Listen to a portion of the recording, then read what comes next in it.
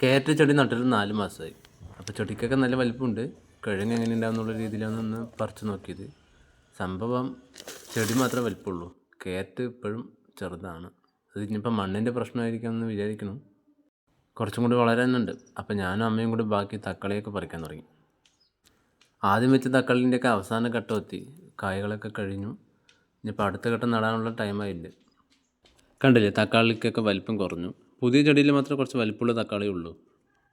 കൂട്ടത്തിൽ വഴുതിരിങ്ങിൻ്റെ അവസ്ഥ ഇത് തന്നെയാണ്. ചെടികളൊക്കെ മുരടിച്ച് പോയി. അവസാനം ഉണ്ടായിരുന്നത് 2-3 വഴുതിരിങ്ങ മാത്രം പറിച്ചെടുത്തു. ഇപ്പോൾ ഒരു 4 ആഴ്ചയായിട്ട് വീട്ടിൽ തക്കാളി തന്നെയാണ് നമ്മൾ യൂസ് ചെയ്യുന്നത്, കടയിൽ നിന്നൊന്നും വാങ്ങാറില്ല. അപ്പോൾ ക്യാരറ്റ് ഒരു 2 ആഴ്ച 3 ആഴ്ച കൂടി കഴിഞ്ഞിട്ട് പറിക്കാൻ പറ്റുള്ളൂ. ചെടി വലിപ്പമുണ്ട്, ക്യാരറ്റ് ഒന്ന് ആവാനുണ്ട്. അപ്പോൾ നമുക്ക് അടുത്ത വീഡിയോയിൽ ക്യാരറ്റിൻ്റെ വിശേഷങ്ങളൊക്കെ ഒന്ന് കാണാം. കറിക്കുള്ള തക്കാളി കിട്ടിയപ്പോൾ അമ്മ ഹാപ്പി ആയിട്ട് പോയിട്ടുണ്ട്.